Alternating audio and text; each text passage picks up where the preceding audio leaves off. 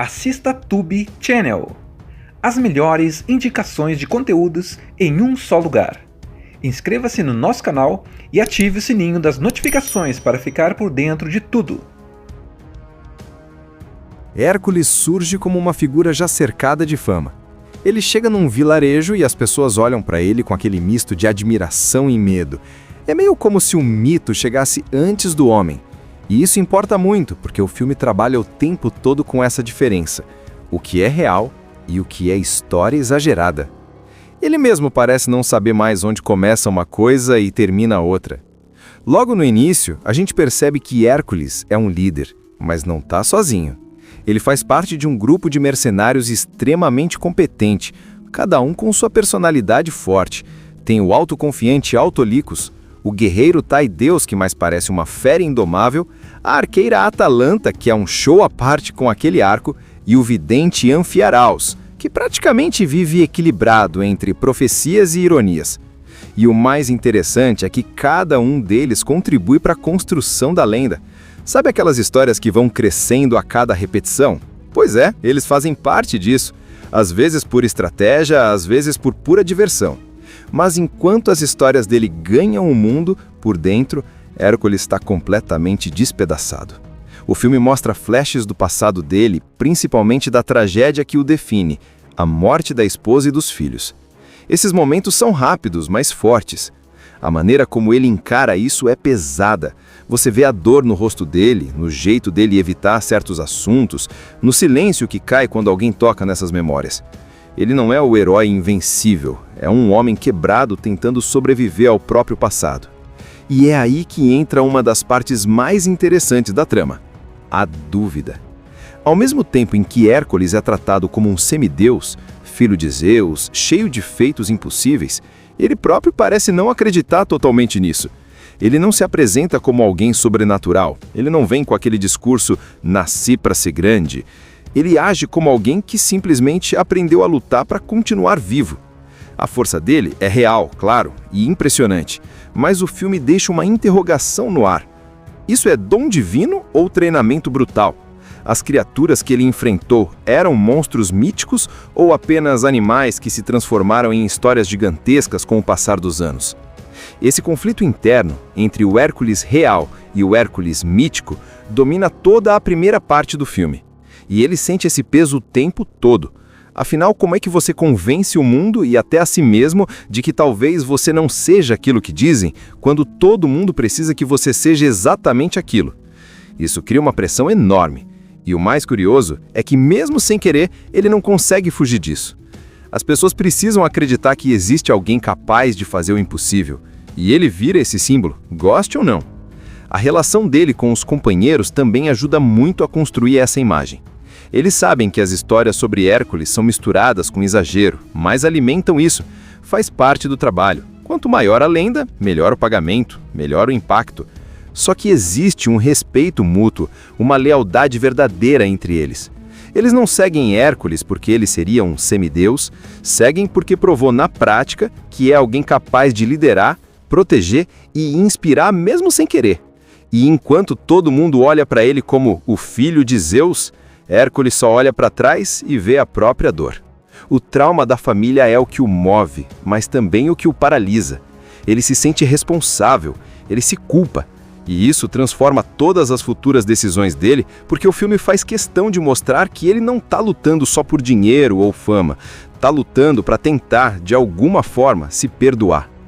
Cotes é aquele típico rei desesperado, que passa a sensação de que está no limite. Ele diz que seu reino está sendo ameaçado por Ressus, um líder brutal que estaria devastando aldeias e espalhando terror. O discurso é convincente, cheio de lágrimas, peso na voz, aquele clima de "você é nossa única esperança, Hércules". E como Hércules está tentando reconstruir algum propósito para sua vida e, claro, ganhar dinheiro com o serviço, ele aceita o trabalho. Só que aí vem a primeira surpresa. O exército de Cotes é patético. Sério, uma tropa completamente desorganizada, com gente assustada, sem treino, sem disciplina e praticamente sem esperança. E é aqui que o filme começa a construir uma das melhores partes da narrativa: o processo de transformar um bando de civis assustados em um exército de verdade. E claro, quem lidera tudo isso é o próprio Hércules, com o seu estilo direto e sem frescura. O treinamento é mostrado de forma dinâmica, com vários momentos que misturam ação, humor e até drama. Você vê Hércules literalmente pegando a galera pelo braço, ajustando postura, ensinando a lutar em formação, explicando como sobreviver em batalha, e o grupo dele também cai dentro. Atalanta mostra como usar arcos com eficiência, Taideus ensina combate corpo a corpo com uma brutalidade que assusta até os soldados. Autolicos trabalha táticas, e Anfiaraos, Anfiaraos ensina enquanto solta profecias enigmáticas que ninguém sabe se são piada ou sério. Aos poucos, aquele exército medroso começa a virar uma força compacta e organizada. A evolução é muito boa de assistir, porque o filme mostra que não é simplesmente um líder grita e a tropa fica perfeita. Tem suor, tem erro, tem cara passando vergonha, tem gente desvestindo, gente tentando de novo e, finalmente, gente entendendo o ritmo da guerra. E aí vem a primeira grande batalha contra o suposto vilão, Rhesus. A construção dessa batalha é muito boa, com suspense, tática e aquele peso visual de guerra antiga. Só que quando o combate acontece, algo parece estranho. Rhesus não age como um monstro sanguinário. Seu exército não parece aquilo que Córis descreveu. Há disciplina, há organização, há estratégia. Não é aquela horda selvagem que Córis pintou. Hércules percebe isso imediatamente. Ele é experiente, sabe quando uma história está mal contada. E quando eles conseguem capturar Rhesus, o homem olha para Hércules com um desprezo que só alguém inocente teria. Ele não implora por vida, ele não admite crimes, ele simplesmente solta a frase que muda tudo. Vocês foram enganados. Com essa frase, o filme vira de chave. A guerra que parecia clara, com mocinhos bem definidos e vilões grotescos, começa a ficar cinzenta. Rhesus afirma que nunca atacou aldeias, nunca destruiu nada e que Córis está usando tudo como desculpa para expandir seu domínio. É um choque. Hércules fica dividido. Ele não tem provas, mas o instinto dele grita que algo está errado. Só que ele não pode simplesmente abandonar o trabalho. Ele e o grupo já estão enfiados até o pescoço no conflito.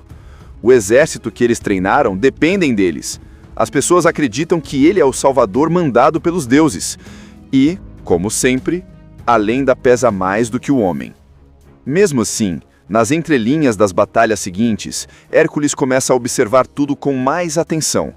O jeito que Córis fala, o jeito que os soldados se comportam, as ordens que recebem, os detalhes que não batem com o discurso inicial. Ele não fala abertamente, mas a tensão cresce. A lealdade dele está dividida. Seguir o contrato ou seguir o que a consciência está dizendo. Depois da vitória contra Rhesus, Córis faz aquele espetáculo típico de rei que quer parecer herói. Ele se enche de glória, posa como salvador e usa Hércules como bandeira, como se todas as conquistas fossem um grande plano dele desde o começo. Mas, enquanto o povo festeja, Hércules está inquieto. Tudo está certo demais, rápido demais, polido demais. Quando a história é boa demais para ser verdade, geralmente tem coisa errada. E é aí que a traição começa a se revelar. Hércules descobre, aos poucos, que Córis nunca foi o rei justo que dizia ser. Na verdade, era o oposto, um manipulador tão frio quanto ambicioso, que usou o medo do povo e a fama de Hércules para justificar sua expansão militar. A guerra nunca foi defensiva, era invasão. Ele treinou um exército não para proteger, mas para conquistar.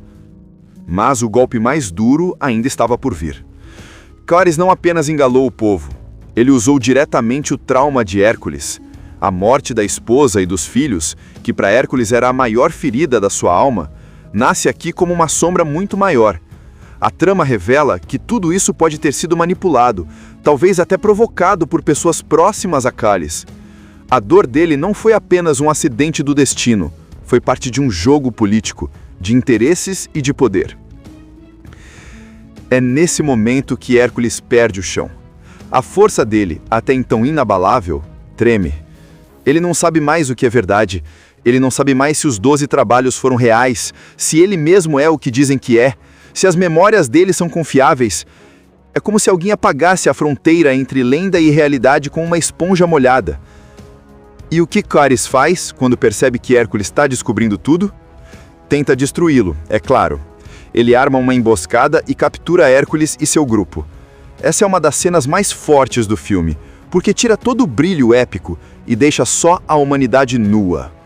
Hércules está acorrentado, machucado, sangrando e é confrontado com o pior: a acusação de que ele matou a sua própria família. E o pior de tudo é que, por um momento, ele acredita. A culpa é tão profunda que faz sentido para ele. Mas é aí que o filme entrega a cena mais poderosa de toda a história. Hércules acorrentado lutando contra seus próprios demônios, até encontrar um fio de verdade dentro do caos. É o momento em que o mito renasce, não por força divina, não por ser filho de Zeus, mas porque ele escolhe lutar. Ele se levanta, ele puxa as correntes, ele grita de dor, de raiva, de angústia acumulada por anos. E em um ato que parece impossível para qualquer homem, ele quebra as correntes e se liberta.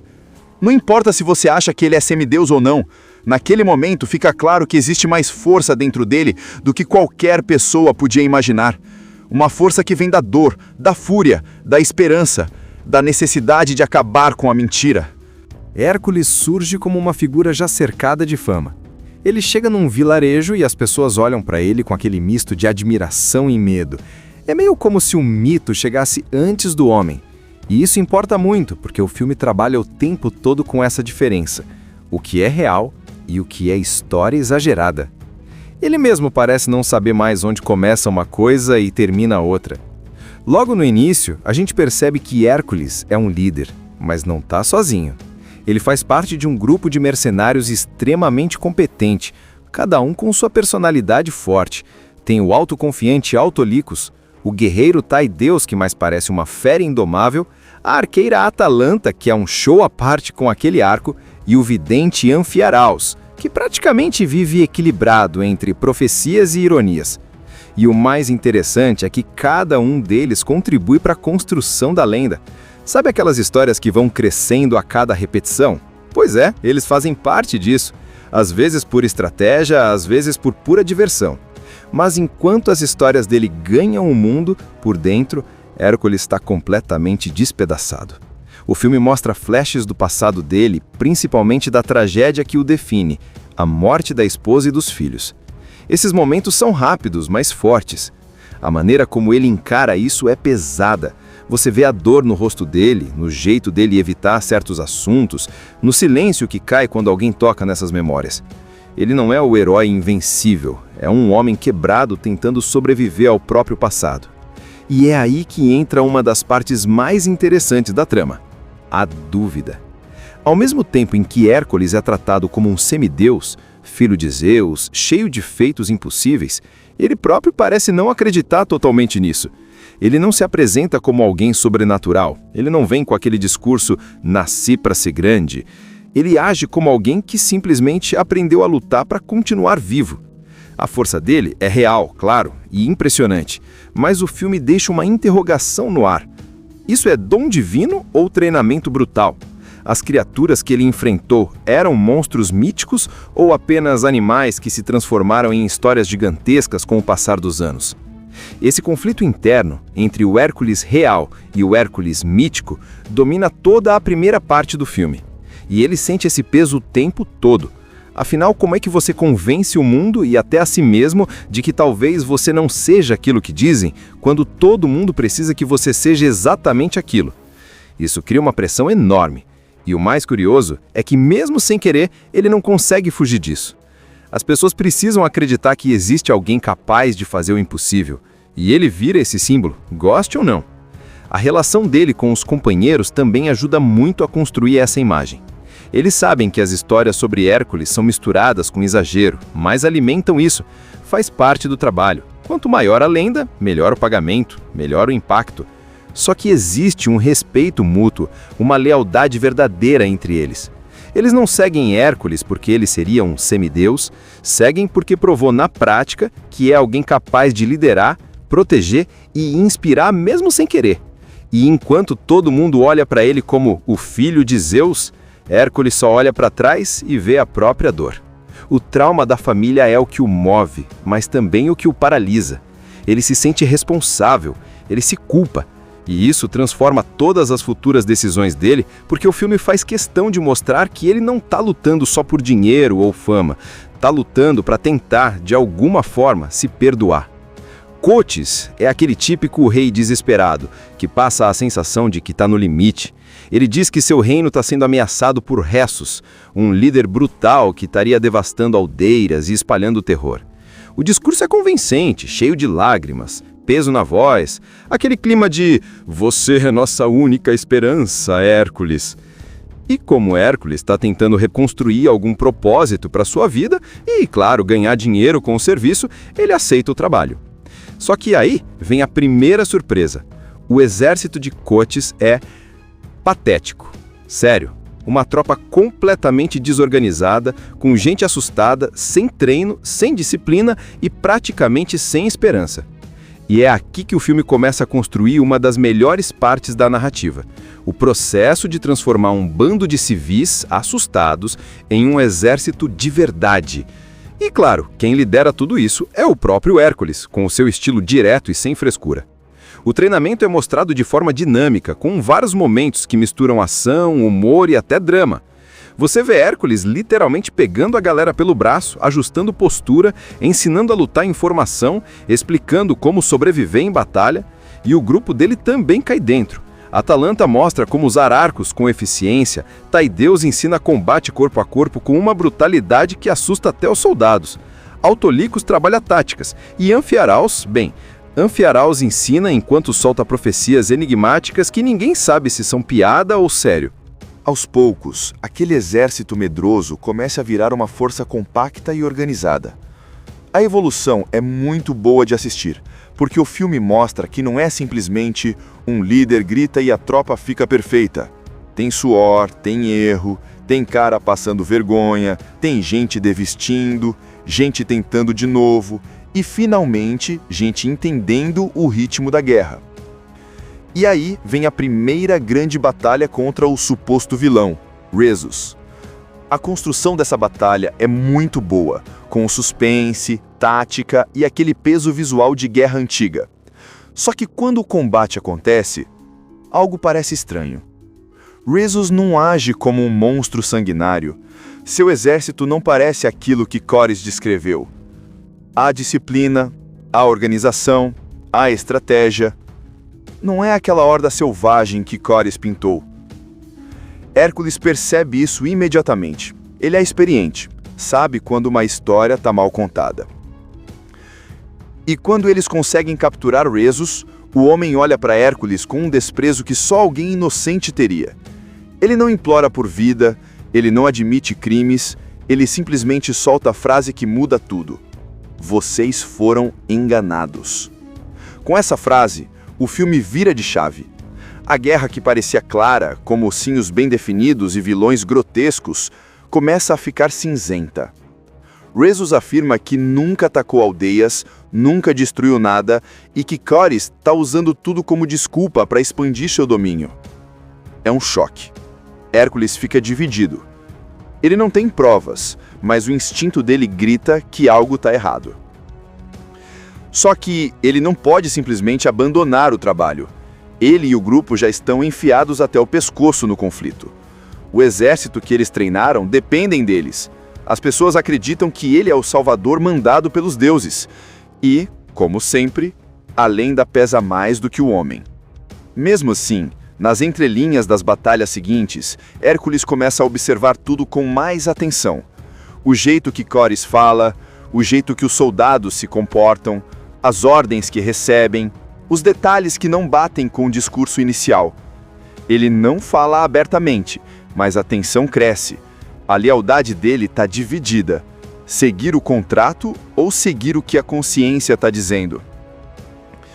Depois da vitória contra Rhesus, Corys faz aquele espetáculo típico de rei que quer parecer herói. Ele se enche de glória, posa como salvador e usa Hércules como bandeira, como se todas as conquistas fossem um grande plano dele desde o começo. Mas, enquanto o povo festeja, Hércules está inquieto. Tudo está certo demais, rápido demais, polido demais. Quando a história é boa demais para ser verdade, geralmente tem coisa errada. E é aí que a traição começa a se revelar. Hércules descobre, aos poucos, que Cáris nunca foi o rei justo que dizia ser. Na verdade, era o oposto, um manipulador tão frio quanto ambicioso, que usou o medo do povo e a fama de Hércules para justificar sua expansão militar. A guerra nunca foi defensiva, era invasão. Ele treinou um exército não para proteger, mas para conquistar. Mas o golpe mais duro ainda estava por vir. Cáris não apenas enganou o povo, ele usou diretamente o trauma de Hércules, a morte da esposa e dos filhos, que para Hércules era a maior ferida da sua alma, nasce aqui como uma sombra muito maior. A trama revela que tudo isso pode ter sido manipulado, talvez até provocado por pessoas próximas a Cáris. A dor dele não foi apenas um acidente do destino, foi parte de um jogo político, de interesses e de poder. É nesse momento que Hércules perde o chão. A força dele, até então inabalável, treme. Ele não sabe mais o que é verdade. Ele não sabe mais se os 12 trabalhos foram reais, se ele mesmo é o que dizem que é, se as memórias dele são confiáveis. É como se alguém apagasse a fronteira entre lenda e realidade com uma esponja molhada. E o que Cáris faz quando percebe que Hércules está descobrindo tudo? Tenta destruí-lo, é claro. Ele arma uma emboscada e captura Hércules e seu grupo. Essa é uma das cenas mais fortes do filme, porque tira todo o brilho épico e deixa só a humanidade nua. Hércules está acorrentado, machucado, sangrando e é confrontado com o pior, a acusação de que ele matou a sua própria família. E o pior de tudo é que, por um momento, ele acredita. A culpa é tão profunda que faz sentido para ele. Mas é aí que o filme entrega a cena mais poderosa de toda a história. Hércules acorrentado lutando contra seus próprios demônios, até encontrar um fio de verdade dentro do caos. É o momento em que o mito renasce, não por força divina, não por ser filho de Zeus, mas porque ele escolhe lutar. Ele se levanta, ele puxa as correntes, ele grita de dor, de raiva, de angústia acumulada por anos. E em um ato que parece impossível para qualquer homem, ele quebra as correntes e se liberta. Não importa se você acha que ele é semideus ou não, naquele momento fica claro que existe mais força dentro dele do que qualquer pessoa podia imaginar. Uma força que vem da dor, da fúria, da esperança, da necessidade de acabar com a mentira. Hércules surge como uma figura já cercada de fama. Ele chega num vilarejo e as pessoas olham para ele com aquele misto de admiração e medo. É meio como se um mito chegasse antes do homem.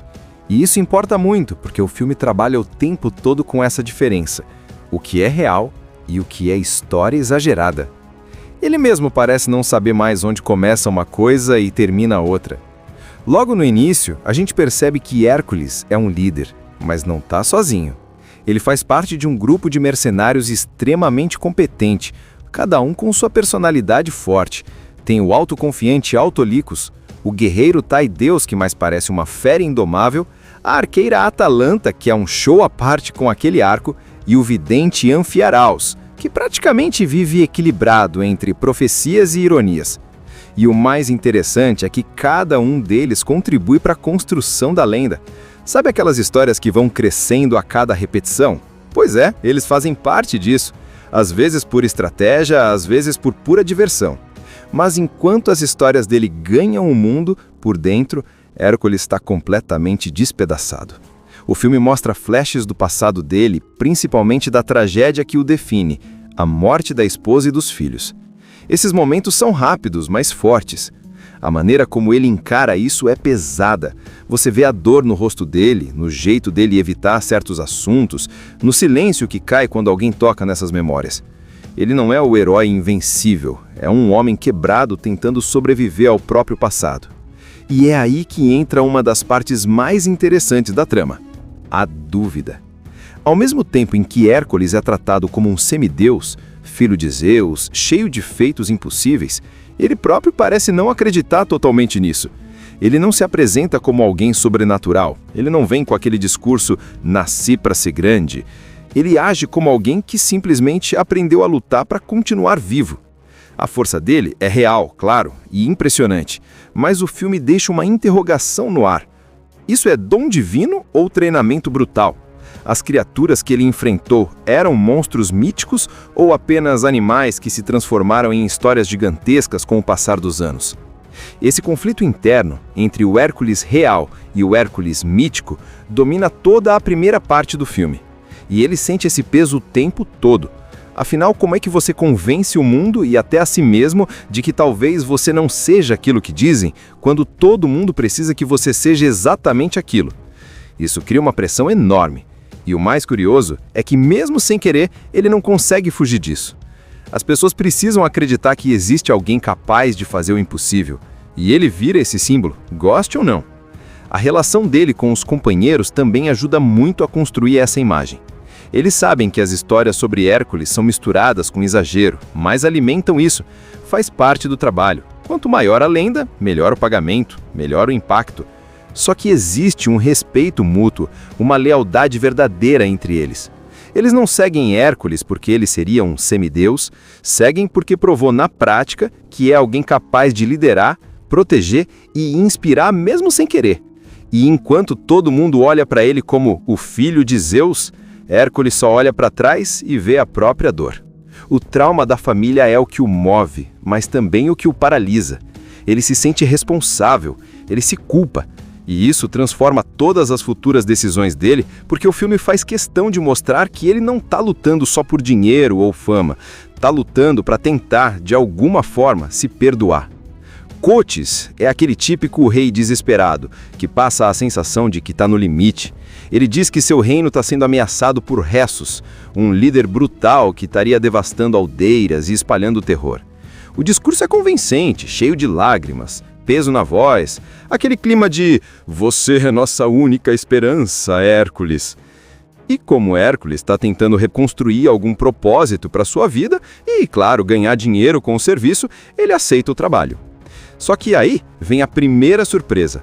O exército de Coates é patético. Sério, uma tropa completamente desorganizada, com gente assustada, sem treino, sem disciplina e praticamente sem esperança. E é aqui que o filme começa a construir uma das melhores partes da narrativa. O processo de transformar um bando de civis assustados em um exército de verdade.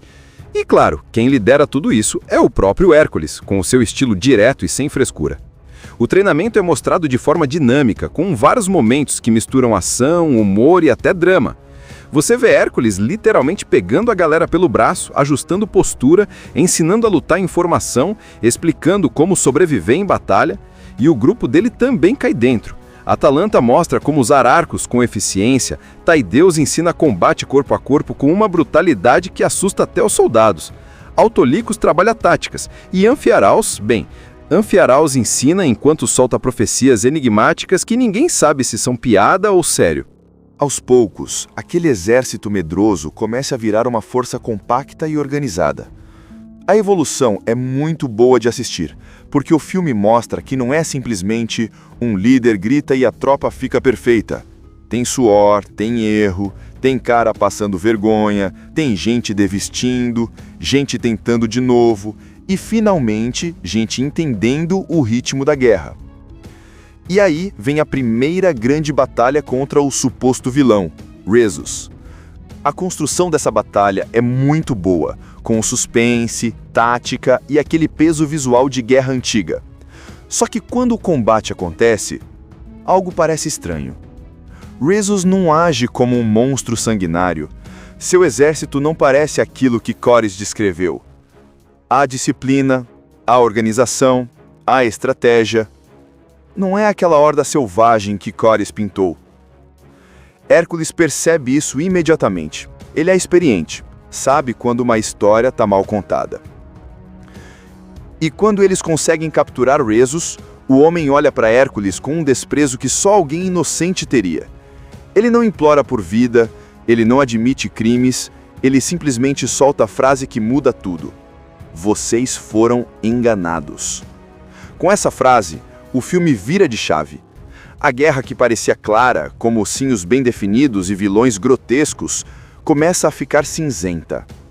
Rezos afirma que nunca atacou aldeias, nunca destruiu nada e que Corys está usando tudo como desculpa para expandir seu domínio.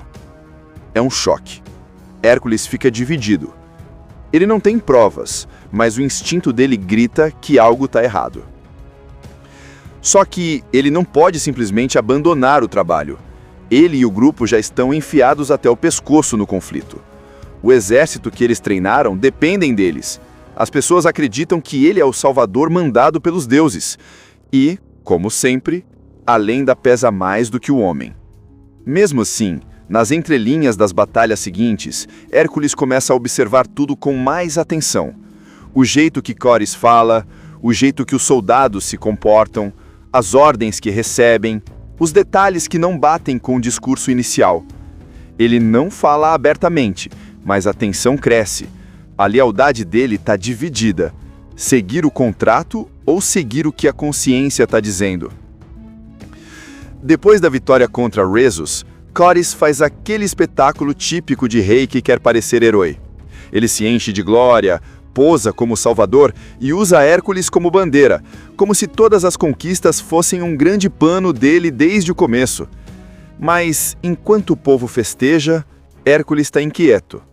Tudo está certo demais, rápido demais, polido demais. Quando a história é boa demais para ser verdade, geralmente tem coisa errada. E é aí que a traição começa a se revelar. Hércules descobre, aos poucos, que Corys nunca foi o rei justo que dizia ser. Na verdade, era o oposto, um manipulador tão frio quanto ambicioso, que usou o medo do povo e a fama de Hércules para justificar sua expansão militar. A guerra nunca foi defensiva, era invasão. Ele treinou um exército não para proteger, mas para conquistar. Mas o golpe mais duro ainda estava por vir. Corys não apenas enganou o povo, ele usou diretamente o trauma de Hércules. A morte da esposa e dos filhos, que para Hércules era a maior ferida da sua alma, nasce aqui como uma sombra muito maior. A trama revela que tudo isso pode ter sido manipulado, talvez até provocado por pessoas próximas a Corys.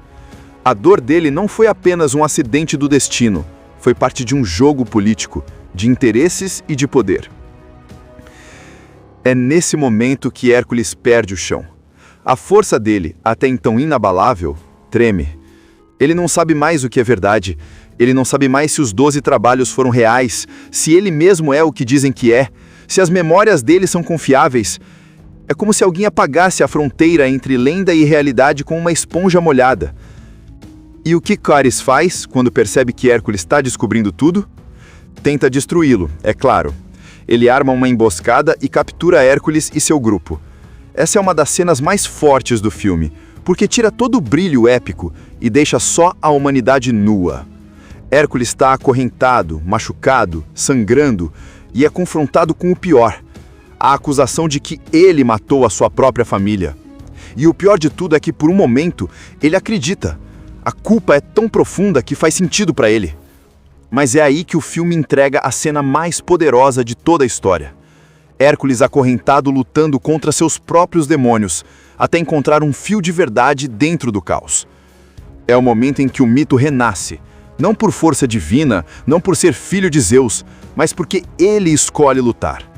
Ele se levanta, ele puxa as correntes, ele grita de dor, de raiva, de angústia acumulada por anos. E em um ato que parece impossível para qualquer homem, ele quebra as correntes e se liberta. Não importa se você acha que ele é semideus ou não, naquele momento fica claro que existe mais força dentro dele do que qualquer pessoa podia imaginar. Uma força que vem da dor, da fúria, da esperança, da necessidade de acabar com a mentira. Hércules surge como uma figura já cercada de fama. Ele chega num vilarejo e as pessoas olham para ele com aquele misto de admiração e medo. É meio como se o mito chegasse antes do homem. E isso importa muito, porque o filme trabalha o tempo todo com essa diferença. O que é real e o que é história exagerada.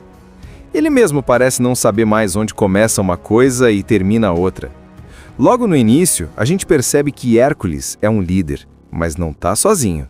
Ele faz parte de um grupo de mercenários extremamente competente, cada um com sua personalidade forte. Tem o autoconfiante Autolicos, o guerreiro Taideus, que mais parece uma fera indomável, a arqueira Atalanta, que é um show à parte com aquele arco, e o vidente Anfiaraus, que praticamente vive equilibrado entre profecias e ironias. E o mais interessante é que cada um deles contribui para a construção da lenda. Sabe aquelas histórias que vão crescendo a cada repetição? Pois é, eles fazem parte disso. Às vezes por estratégia, às vezes por pura diversão. Mas enquanto as histórias dele ganham o mundo, por dentro, Hércules está completamente despedaçado. O filme mostra flashes do passado dele, principalmente da tragédia que o define, a morte da esposa e dos filhos. Esses momentos são rápidos, mas fortes. A maneira como ele encara isso é pesada. Você vê a dor no rosto dele, no jeito dele evitar certos assuntos, no silêncio que cai quando alguém toca nessas memórias. Ele não é o herói invencível, é um homem quebrado tentando sobreviver ao próprio passado. E é aí que entra uma das partes mais interessantes da trama: a dúvida. Ao mesmo tempo em que Hércules é tratado como um semideus, filho de Zeus, cheio de feitos impossíveis, ele próprio parece não acreditar totalmente nisso. Ele não se apresenta como alguém sobrenatural, ele não vem com aquele discurso "nasci para ser grande". Ele age como alguém que simplesmente aprendeu a lutar para continuar vivo. A força dele é real, claro, e impressionante, mas o filme deixa uma interrogação no ar. Isso é dom divino ou treinamento brutal? As criaturas que ele enfrentou eram monstros míticos ou apenas animais que se transformaram em histórias gigantescas com o passar dos anos? Esse conflito interno entre o Hércules real e o Hércules mítico domina toda a primeira parte do filme. E ele sente esse peso o tempo todo. Afinal, como é que você convence o mundo e até a si mesmo de que talvez você não seja aquilo que dizem, quando todo mundo precisa que você seja exatamente aquilo? Isso cria uma pressão enorme. E o mais curioso é que, mesmo sem querer, ele não consegue fugir disso. As pessoas precisam acreditar que existe alguém capaz de fazer o impossível. E ele vira esse símbolo, goste ou não. A relação dele com os companheiros também ajuda muito a construir essa imagem. Eles sabem que as histórias sobre Hércules são misturadas com exagero, mas alimentam isso. Faz parte do trabalho. Quanto maior a lenda, melhor o pagamento, melhor o impacto. Só que existe um respeito mútuo, uma lealdade verdadeira entre eles. Eles não seguem Hércules porque ele seria um semideus, seguem porque provou na prática que é alguém capaz de liderar, proteger e inspirar mesmo sem querer. E enquanto todo mundo olha para ele como o filho de Zeus, Hércules só olha para trás e vê a própria dor. O trauma da família é o que o move, mas também o que o paralisa. Ele se sente responsável, ele se culpa. E isso transforma todas as futuras decisões dele, porque o filme faz questão de mostrar que ele não está lutando só por dinheiro ou fama. Está lutando para tentar, de alguma forma, se perdoar. Cotes é aquele típico rei desesperado, que passa a sensação de que está no limite. Ele diz que seu reino está sendo ameaçado por Ressus, um líder brutal que estaria devastando aldeias e espalhando o terror. O discurso é convincente, cheio de lágrimas, peso na voz, aquele clima de "você é nossa única esperança, Hércules". E como Hércules está tentando reconstruir algum propósito para sua vida e, claro, ganhar dinheiro com o serviço, ele aceita o trabalho. Só que aí vem a primeira surpresa. O exército de Cotes é patético. Sério, uma tropa completamente desorganizada, com gente assustada, sem treino, sem disciplina e praticamente sem esperança.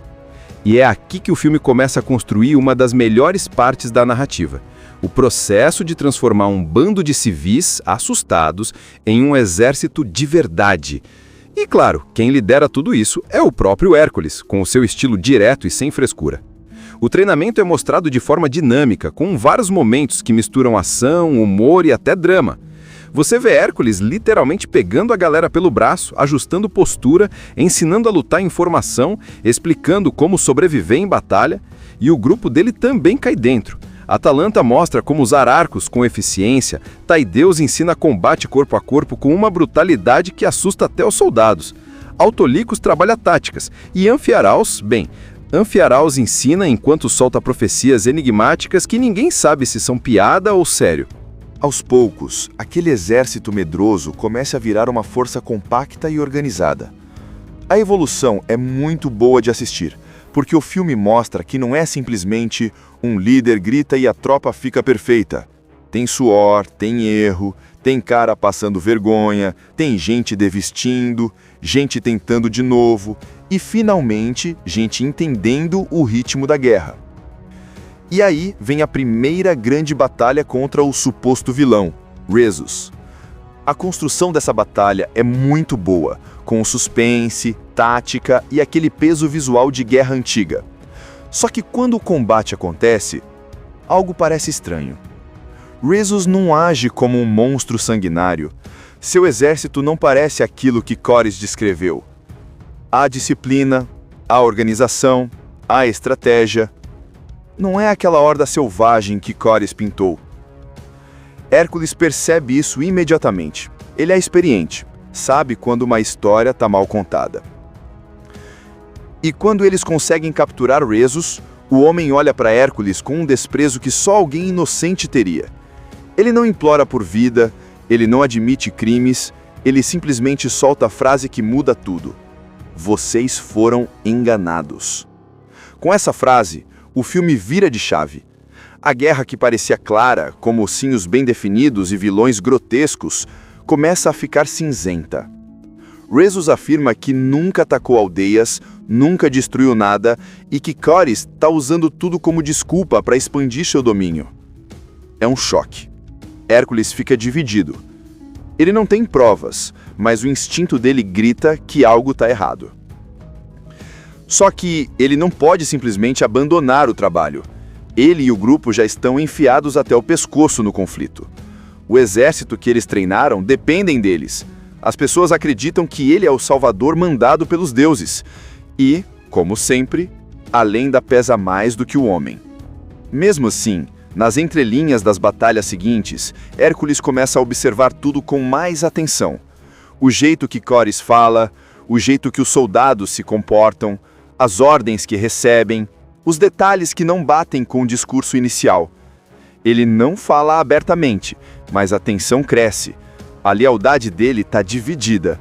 Seguir o contrato ou seguir o que a consciência está dizendo. Depois da vitória contra Rezus, Corys faz aquele espetáculo típico de rei que quer parecer herói. Ele se enche de glória, posa como salvador e usa Hércules como bandeira, como se todas as conquistas fossem um grande pano dele desde o começo. Mas, enquanto o povo festeja, Hércules está inquieto.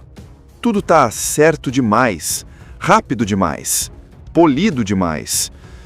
Quando a história é boa demais para ser verdade, geralmente tem coisa errada. E é aí que a traição começa a se revelar. Hércules descobre, aos poucos, que Corys nunca foi o rei justo que dizia ser. Na verdade, era o oposto, um manipulador tão frio quanto ambicioso, que usou o medo do povo e a fama de Hércules para justificar sua expansão militar. A guerra nunca foi defensiva, era invasão. Ele treinou um exército não para proteger, mas para conquistar. Mas o golpe mais duro ainda estava por vir. Corys não apenas enganou o povo, ele usou diretamente o trauma de Hércules. A morte da esposa e dos filhos, que para Hércules era a maior ferida da sua alma, nasce aqui como uma sombra muito maior. A trama revela que tudo isso pode ter sido manipulado, talvez até provocado por pessoas próximas a Corys. A dor dele não foi apenas um acidente do destino, foi parte de um jogo político, de interesses e de poder. É nesse momento que Hércules perde o chão. A força dele, até então inabalável, treme. Ele não sabe mais o que é verdade. Ele não sabe mais se os 12 trabalhos foram reais, se ele mesmo é o que dizem que é, se as memórias dele são confiáveis. É como se alguém apagasse a fronteira entre lenda e realidade com uma esponja molhada. E o que Corys faz quando percebe que Hércules está descobrindo tudo? Tenta destruí-lo, é claro. Ele arma uma emboscada e captura Hércules e seu grupo. Essa é uma das cenas mais fortes do filme, porque tira todo o brilho épico e deixa só a humanidade nua. Hércules está acorrentado, machucado, sangrando e é confrontado com o pior: a acusação de que ele matou a sua própria família. E o pior de tudo é que, por um momento, ele acredita. A culpa é tão profunda que faz sentido para ele. Mas é aí que o filme entrega a cena mais poderosa de toda a história. Hércules acorrentado lutando contra seus próprios demônios, até encontrar um fio de verdade dentro do caos. É o momento em que o mito renasce, não por força divina, não por ser filho de Zeus, mas porque ele escolhe lutar. Ele se levanta, ele puxa as correntes, ele grita de dor, de raiva, de angústia acumulada por anos. Em um ato que parece impossível para qualquer homem, ele quebra as correntes e se liberta. Não importa se você acha que ele é semideus ou não, naquele momento fica claro que existe mais força dentro dele do que qualquer pessoa podia imaginar. Uma força que vem da dor, da fúria, da esperança, da necessidade de acabar com a mentira. Hércules surge como uma figura já cercada de fama. Ele chega num vilarejo e as pessoas olham para ele com aquele misto de admiração e medo. É meio como se um mito chegasse antes do homem. E isso importa muito, porque o filme trabalha o tempo todo com essa diferença: o que é real e o que é história exagerada. Ele mesmo parece não saber mais onde começa uma coisa e termina outra. Logo no início, a gente percebe que Hércules é um líder, mas não está sozinho. Ele faz parte de um grupo de mercenários extremamente competente, cada um com sua personalidade forte. Tem o autoconfiante Autolicos, o guerreiro Taideus, que mais parece uma fera indomável, a arqueira Atalanta, que é um show à parte com aquele arco, e o vidente Anfiaraus, que praticamente vive equilibrado entre profecias e ironias. E o mais interessante é que cada um deles contribui para a construção da lenda. Sabe aquelas histórias que vão crescendo a cada repetição? Pois é, eles fazem parte disso. Às vezes por estratégia, às vezes por pura diversão. Mas enquanto as histórias dele ganham o mundo, por dentro, Hércules está completamente despedaçado. O filme mostra flashes do passado dele, principalmente da tragédia que o define, a morte da esposa e dos filhos. Esses momentos são rápidos, mas fortes. A maneira como ele encara isso é pesada. Você vê a dor no rosto dele, no jeito dele evitar certos assuntos, no silêncio que cai quando alguém toca nessas memórias. Ele não é o herói invencível, é um homem quebrado tentando sobreviver ao próprio passado. E é aí que entra uma das partes mais interessantes da trama: a dúvida. Ao mesmo tempo em que Hércules é tratado como um semideus, filho de Zeus, cheio de feitos impossíveis, ele próprio parece não acreditar totalmente nisso. Ele não se apresenta como alguém sobrenatural, ele não vem com aquele discurso "nasci para ser grande". Ele age como alguém que simplesmente aprendeu a lutar para continuar vivo. A força dele é real, claro, e impressionante, mas o filme deixa uma interrogação no ar. Isso é dom divino ou treinamento brutal? As criaturas que ele enfrentou eram monstros míticos ou apenas animais que se transformaram em histórias gigantescas com o passar dos anos? Esse conflito interno entre o Hércules real e o Hércules mítico domina toda a primeira parte do filme. E ele sente esse peso o tempo todo. Afinal, como é que você convence o mundo e até a si mesmo de que talvez você não seja aquilo que dizem, quando todo mundo precisa que você seja exatamente aquilo? Isso cria uma pressão enorme. E o mais curioso é que, mesmo sem querer, ele não consegue fugir disso. As pessoas precisam acreditar que existe alguém capaz de fazer o impossível. E ele vira esse símbolo, goste ou não. A relação dele com os companheiros também ajuda muito a construir essa imagem. Eles sabem que as histórias sobre Hércules são misturadas com exagero, mas alimentam isso. Faz parte do trabalho. Quanto maior a lenda, melhor o pagamento, melhor o impacto. Só que existe um respeito mútuo, uma lealdade verdadeira entre eles. Eles não seguem Hércules porque ele seria um semideus, seguem porque provou na prática que é alguém capaz de liderar, proteger e inspirar mesmo sem querer. E enquanto todo mundo olha para ele como o filho de Zeus, Hércules só olha para trás e vê a própria dor. O trauma da família é o que o move, mas também o que o paralisa. Ele se sente responsável, ele se culpa. E isso transforma todas as futuras decisões dele, porque o filme faz questão de mostrar que ele não está lutando só por dinheiro ou fama. Está lutando para tentar, de alguma forma, se perdoar. Cotes é aquele típico rei desesperado, que passa a sensação de que está no limite. Ele diz que seu reino está sendo ameaçado por Ressus, um líder brutal que estaria devastando aldeias e espalhando o terror. O discurso é convincente, cheio de lágrimas, peso na voz, aquele clima de "você é nossa única esperança, Hércules". E como Hércules está tentando reconstruir algum propósito para sua vida e, claro, ganhar dinheiro com o serviço, ele aceita o trabalho. Só que aí vem a primeira surpresa. O exército de Cotes é patético. Sério, uma tropa completamente desorganizada, com gente assustada, sem treino, sem disciplina e praticamente sem esperança. E é aqui que o filme começa a construir uma das melhores partes da narrativa. O processo de transformar um bando de civis assustados em um exército de verdade.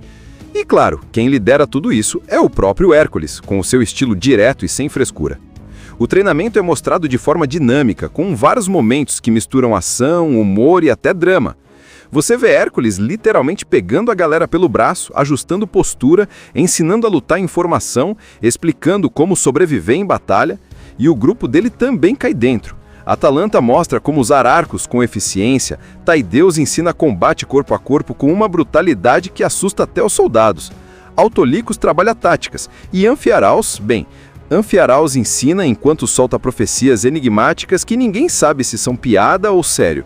Aos poucos, aquele exército medroso começa a virar uma força compacta e organizada. A evolução é muito boa de assistir, porque o filme mostra que não é simplesmente um líder grita e a tropa fica perfeita. Tem suor, tem erro, tem cara passando vergonha, tem gente desvestindo, gente tentando de novo e, finalmente, gente entendendo o ritmo da guerra.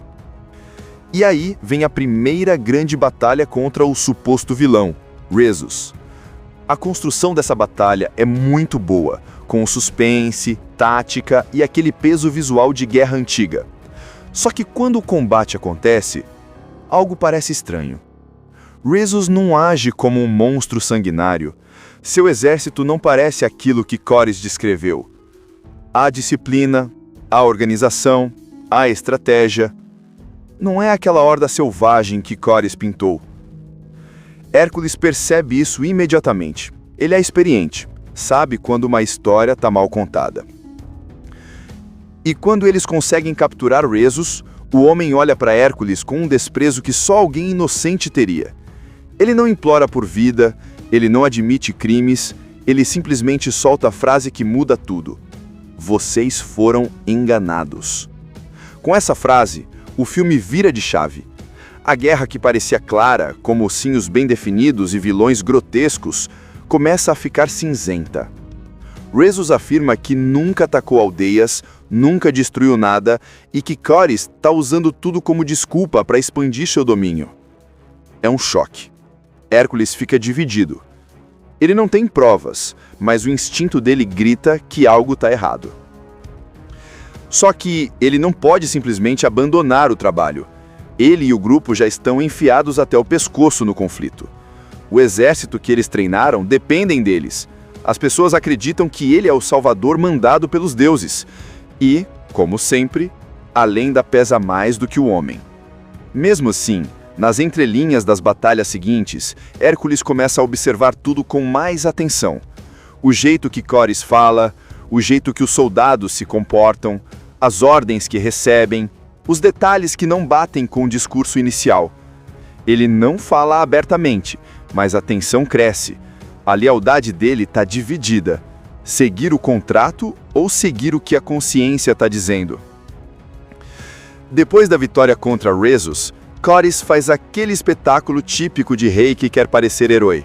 Ele se enche de glória, posa como salvador e usa Hércules como bandeira, como se todas as conquistas fossem um grande plano dele desde o começo. Mas, enquanto o povo festeja, Hércules está inquieto. Tudo está certo demais, rápido demais, polido demais. Quando a história é boa demais para ser verdade, geralmente tem coisa errada. E é aí que a traição começa a se revelar. Hércules descobre, aos poucos, que Cores nunca foi o rei justo que dizia ser. Na verdade, era o oposto, um manipulador tão frio quanto ambicioso, que usou o medo do povo e a fama de Hércules para justificar sua expansão militar. A guerra nunca foi defensiva, era invasão. Ele treinou um exército não para proteger, mas para conquistar. Mas o golpe mais duro ainda estava por vir. Cáris não apenas enganou o povo, ele usou diretamente o trauma de Hércules. A morte da esposa e dos filhos, que para Hércules era a maior ferida da sua alma, nasce aqui como uma sombra muito maior. A trama revela que tudo isso pode ter sido manipulado, talvez até provocado por pessoas próximas a Cálice. A dor dele não foi apenas um acidente do destino, foi parte de um jogo político, de interesses e de poder. É nesse momento que Hércules perde o chão. A força dele, até então inabalável, treme.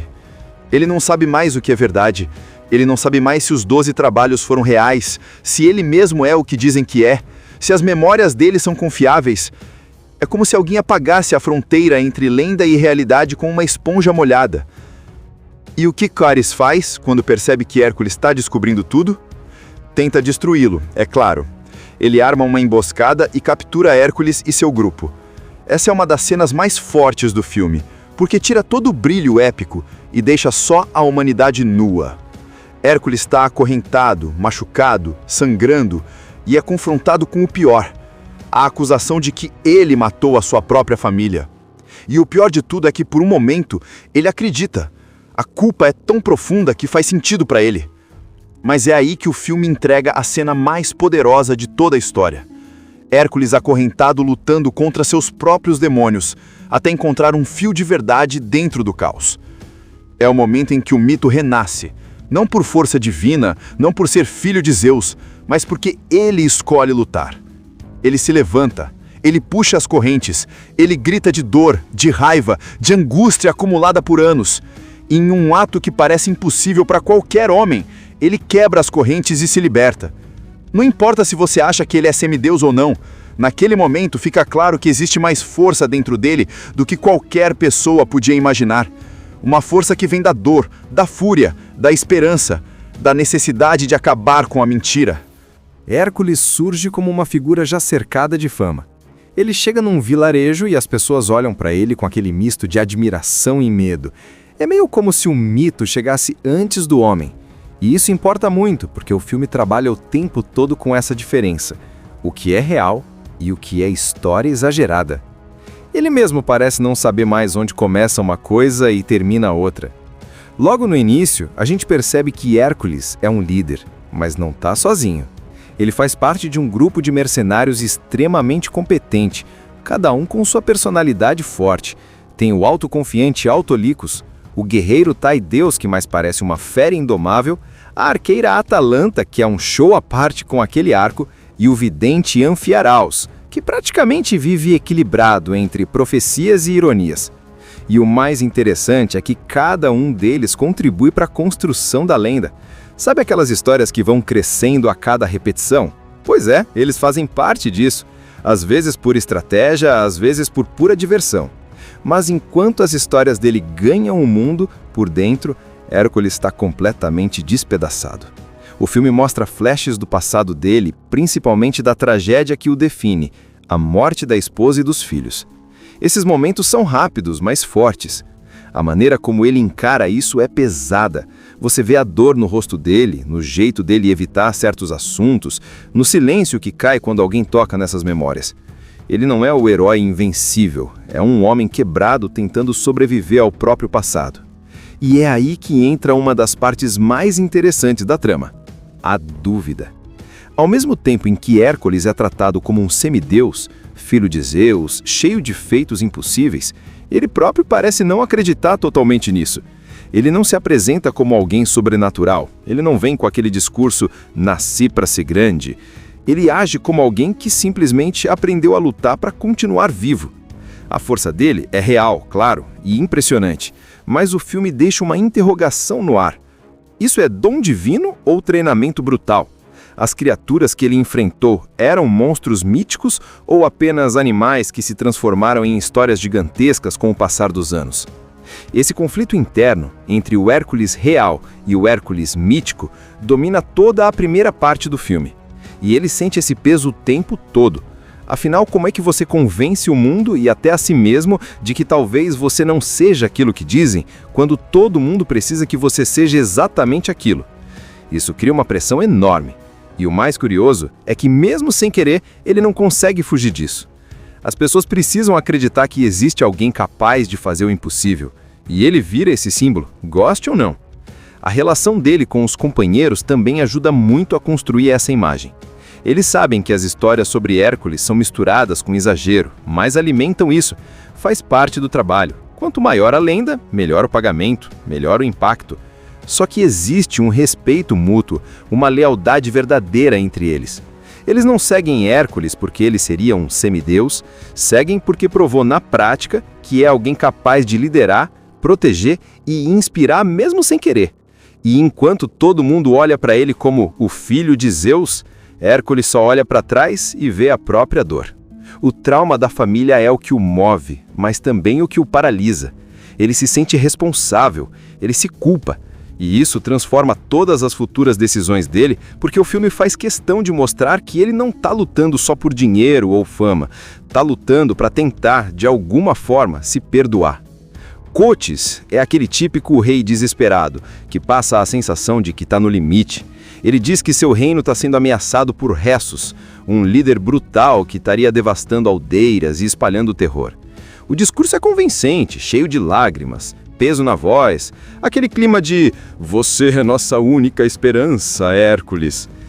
E como Hércules está tentando reconstruir algum propósito para sua vida e, claro, ganhar dinheiro com o serviço, ele aceita o trabalho.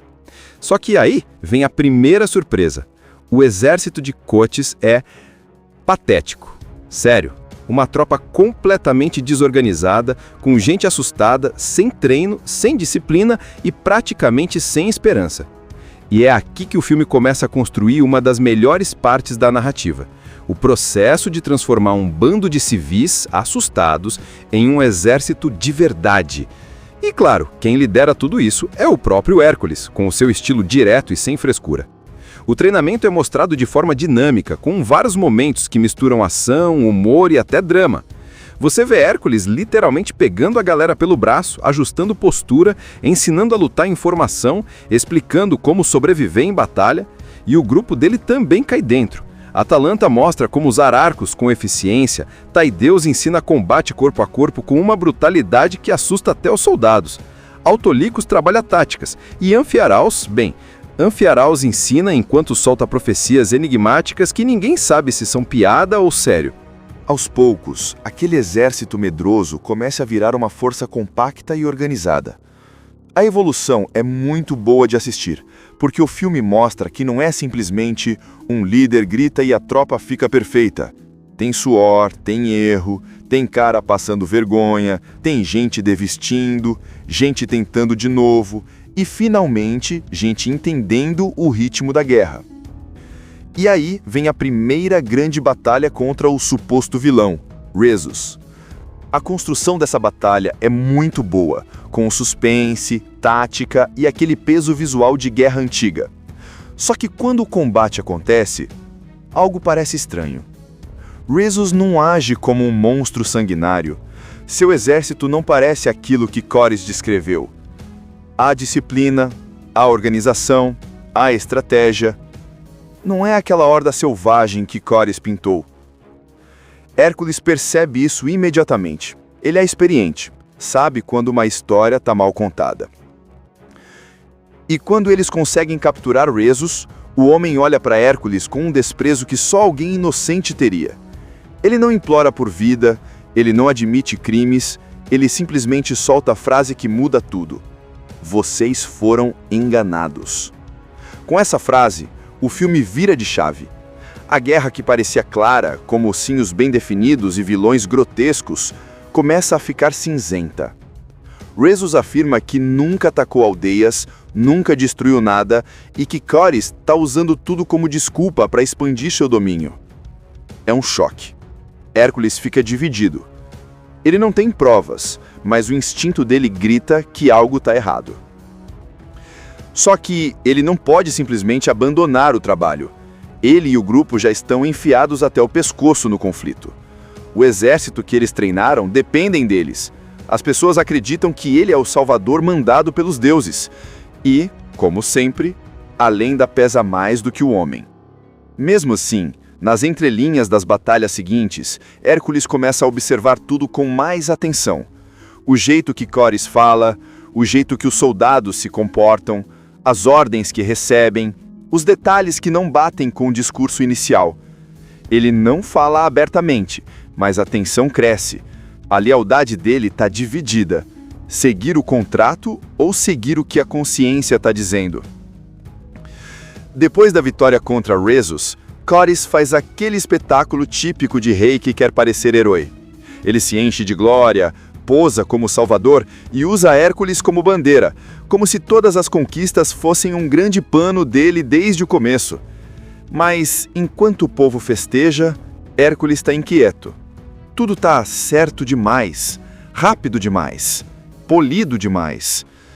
Quando a história é boa demais para ser verdade, geralmente tem coisa errada. E é aí que a traição começa a se revelar. Hércules descobre, aos poucos, que Cáris nunca foi o rei justo que dizia ser.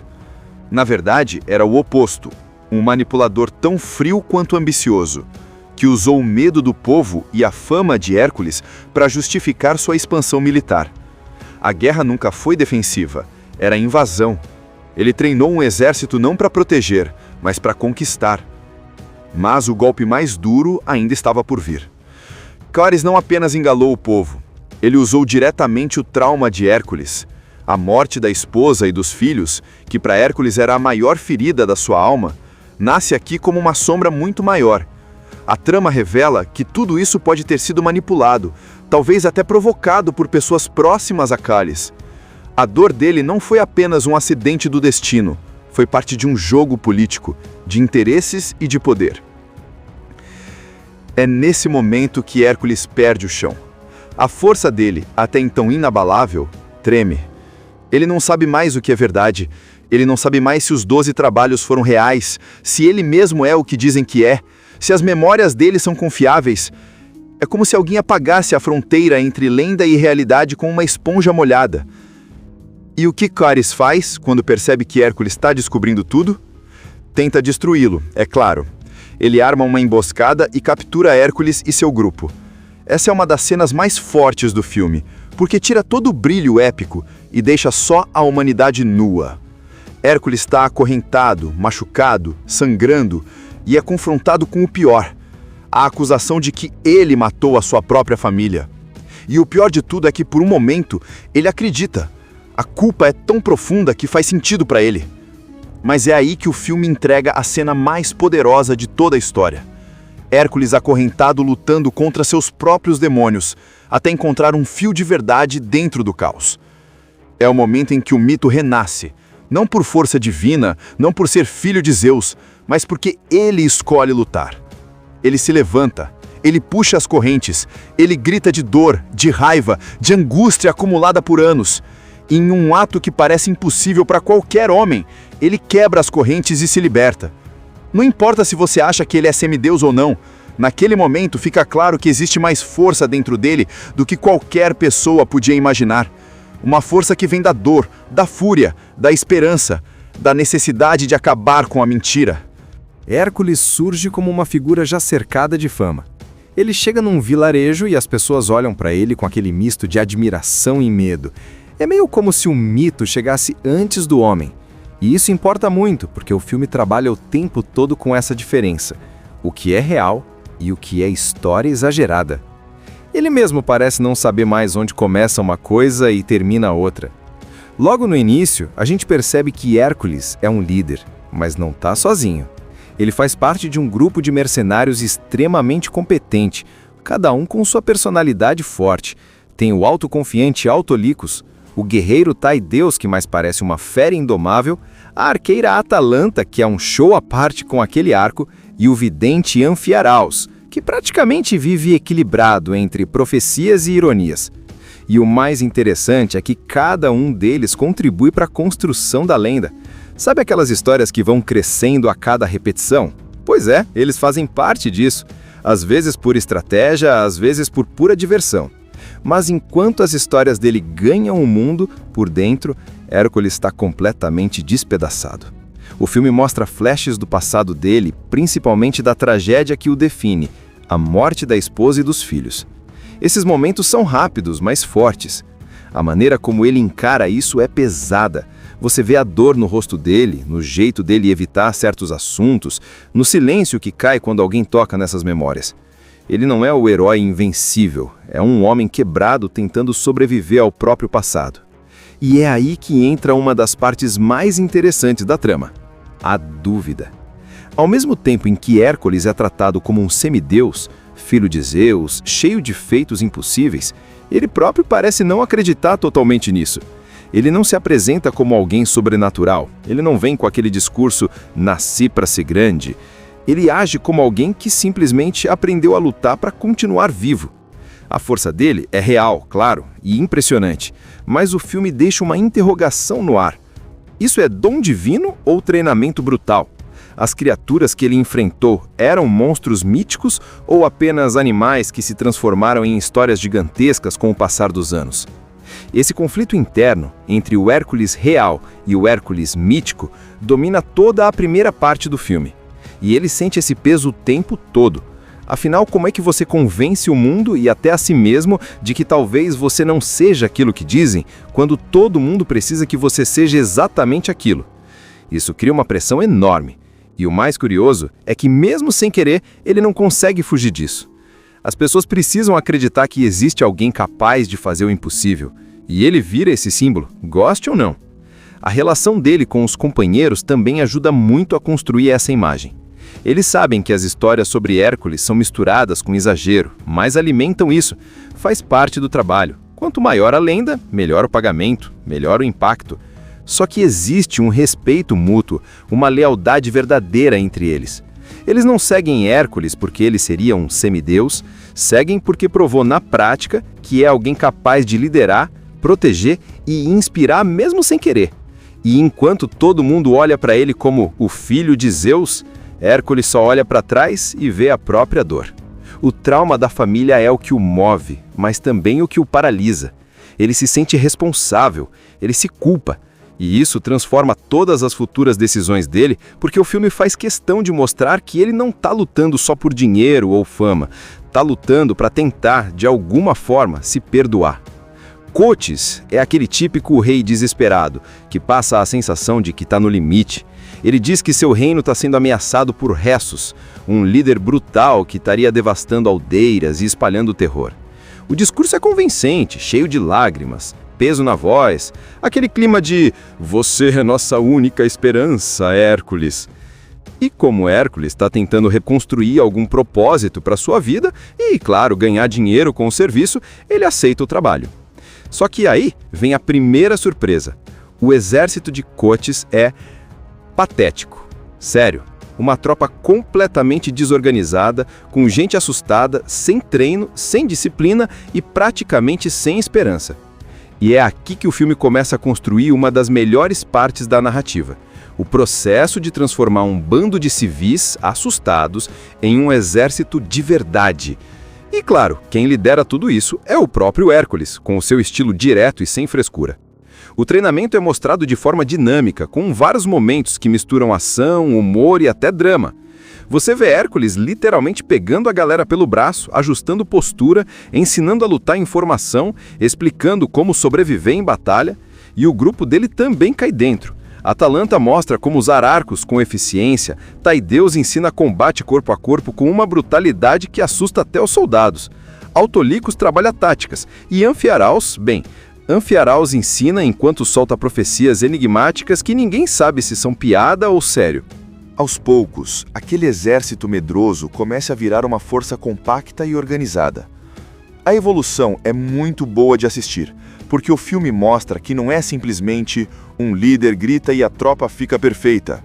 Tem suor, tem erro, tem cara passando vergonha, tem gente desvestindo, gente tentando de novo. e, finalmente, gente entendendo o ritmo da guerra. E aí vem a primeira grande batalha contra o suposto vilão, Rhesus. A construção dessa batalha é muito boa, com suspense, tática e aquele peso visual de guerra antiga. Só que quando o combate acontece, algo parece estranho. Rhesus não age como um monstro sanguinário.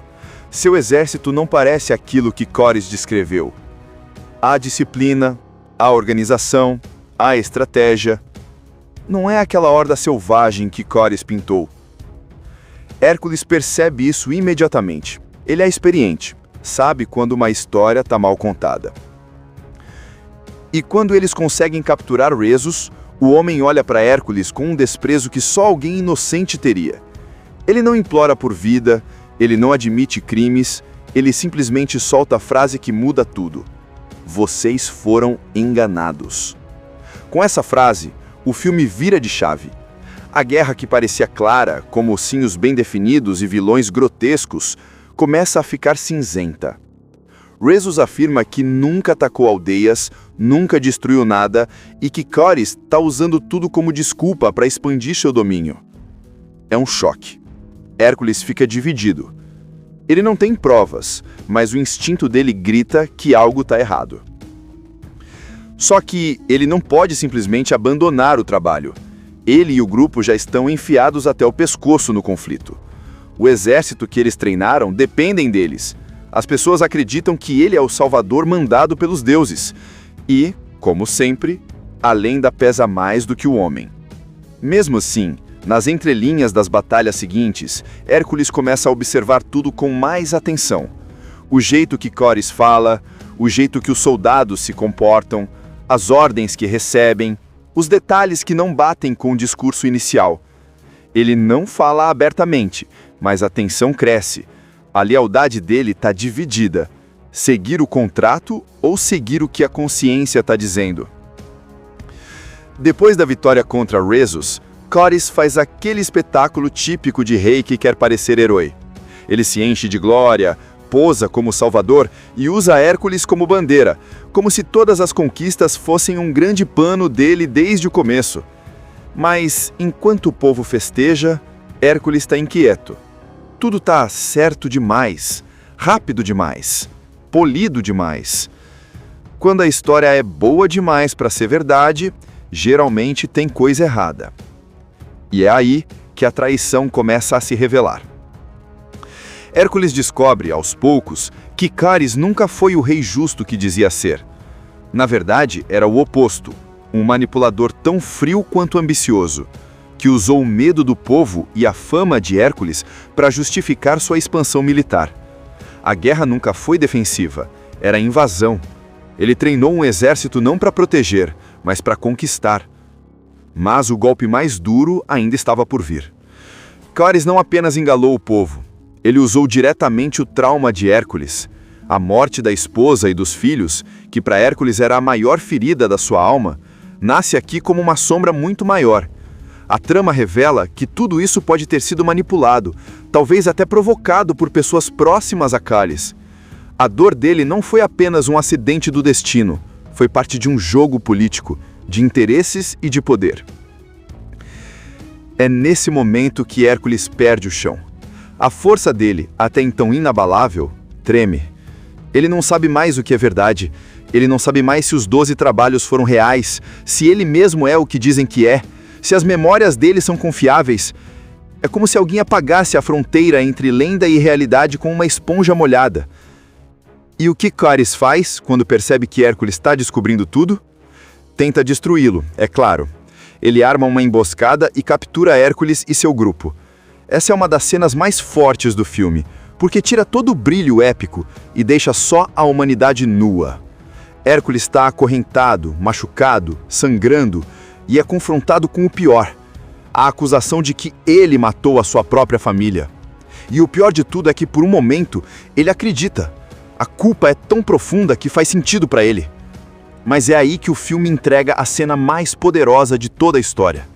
Hércules acorrentado lutando contra seus próprios demônios, até encontrar um fio de verdade dentro do caos.